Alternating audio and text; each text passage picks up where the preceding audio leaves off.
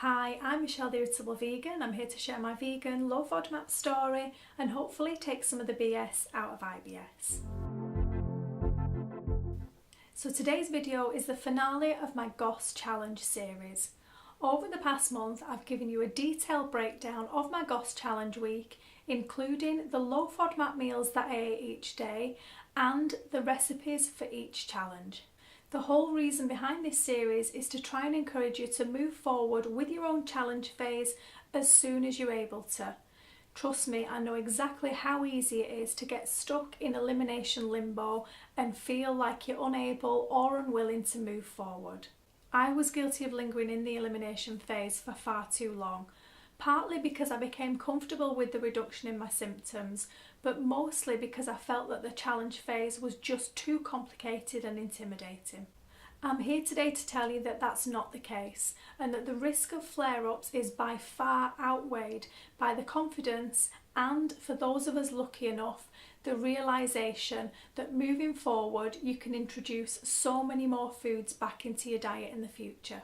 As with every stage of the low FODMAP diet, planning and organisation is key. So if you put the effort in up front to really plan your challenge week, then you're going to eliminate much of the anxiety and the stress that can come up during this phase. So assuming that you've completed a successful elimination phase, which by the way looks different for all of us, but you're basically looking for a noticeable reduction in your symptoms. And I actually had a question about this over on Instagram, asking that when I started my challenge phase, had I been completely symptom free for a while, or was I still experiencing mild symptoms? And unfortunately the answer to this may not be what some of you need to hear, but I've never actually been fully symptom free. Despite being fully committed to an 8-week elimination phase, I've only ever experienced between 50 to 75% reduction in my symptoms. And this is something that I'm slowly having to learn is good enough for me. I still experience flare-ups, though not as often. I struggle with bad days as well as good, but on a day-to-day basis I'm consistently seeing less bowel movements, less wind, less pain and less bloating. But my symptoms have never fully gone away, and the truth is that yours may not do either. It took at least 4 weeks for me to notice any significant improvements, and while some people experience immediate relief, others will find no relief at all.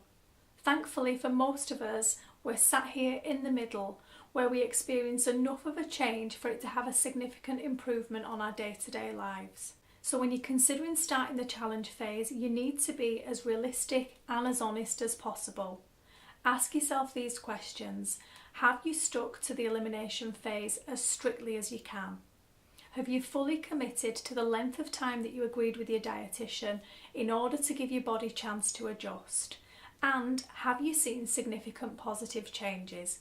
And if the answer to these questions is yes, then you're definitely ready to move forward.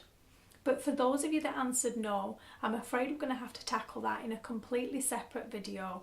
But for now, my advice is to go back to your dietitian to discuss all the issues that you're having and together try and establish whether sticking to the low FODMAP diet is actually for you in the long term.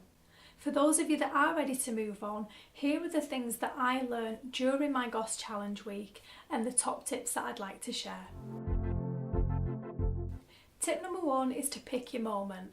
Now ideally you're going to move straight from the elimination phase into the challenge phase, but just before you do, you need to really take a good look at your current schedule and any commitments that might be coming up over the next few weeks to see if it's realistic to start. The truth is, there is never going to be a perfect time to intentionally stimulate a flare-up, but by avoiding the obvious things such as holidays, celebrations, the week during your period, and also times of extreme stress such as during exams, are all very good reasons to delay your challenge phase just for a little while. So once you've pinpointed your start date, be aware that each challenge, if completed fully, takes about a week to do. You've got the 3 days of challenges plus a minimum of 3 days rest period immediately after. For each of your challenge days, you need to decide what time of day is best for you and stick to it for all 3 days.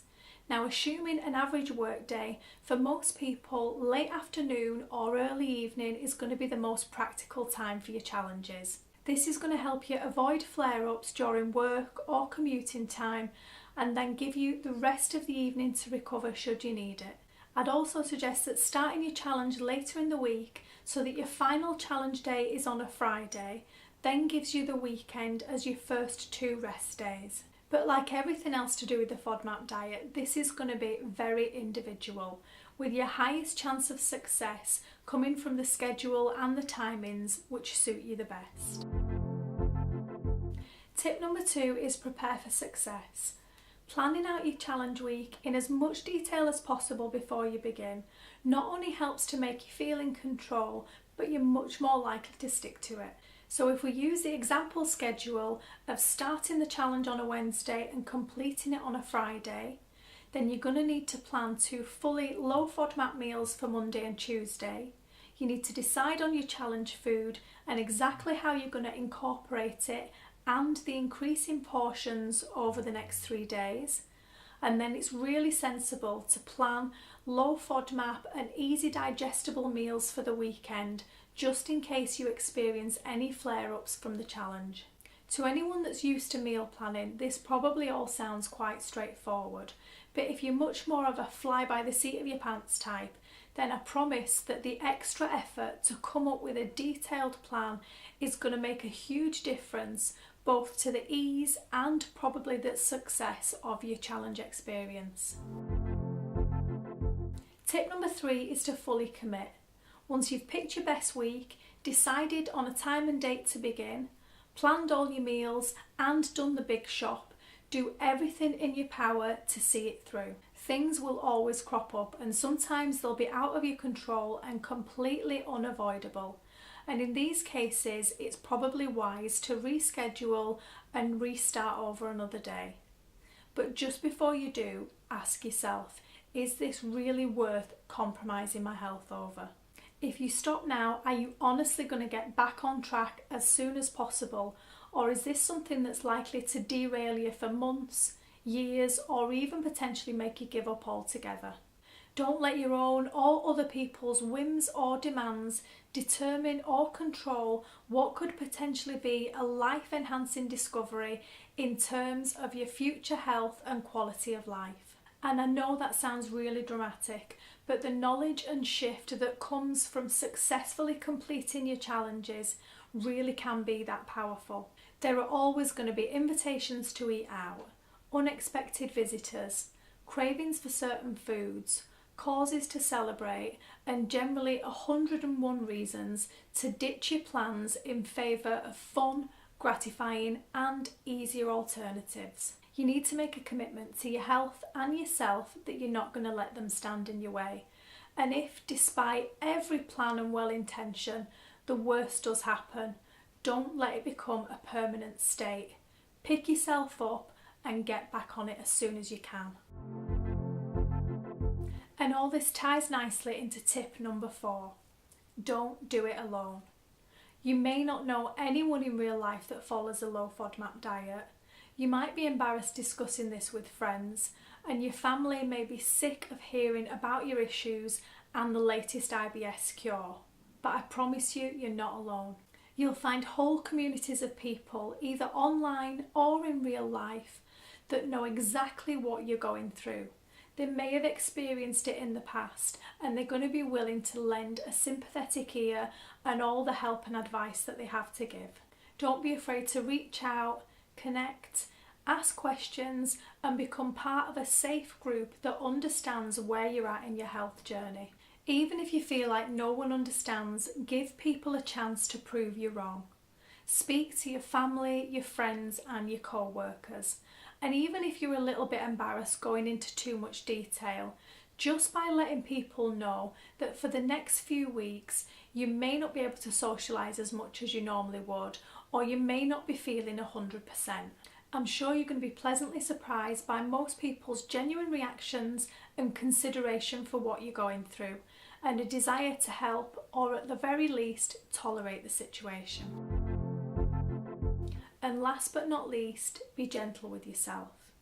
Now this is not an excuse to throw in the towel because it's too damn hard. But what I do mean by this is to make a conscious effort to do what needs to be done in the kindest way possible. Give yourself permission to put your own needs first while you work through each phase of the diet. Be aware of the language that you're using and the way that you talk or think about your body, your condition, and your progress overall. Start listening to your body and responding accordingly. You may never fully feel as well as you would like, but accepting this and working with your body rather than against it is the first step towards true healing. Speak to yourself and about yourself the same way you would if a close friend was confiding in you and going through the same thing. Give your body the time and attention it needs to adapt, respond, and rest. Even if that doesn't look the way that you've hoped, acknowledge where you are now and work with what you've got. Tackling your low FODMAP challenges will hopefully lead you to a much easier, intuitive way of eating and managing your condition, and you owe it to yourself to get there as quickly and easily as possible. I really hope you found these 5 tips helpful, and if you haven't already, please don't forget to check out the rest of the GOS Challenge playlist. For anybody that feels like they need a little bit more encouragement, in the description box below you're going to find lots of useful links to my favourite resources for every stage of the low FODMAP diet. Let's continue the conversation down below, and please let me know any topics that you'd like me to tackle in the future. As always, thanks so much for watching, and I'll speak to you soon.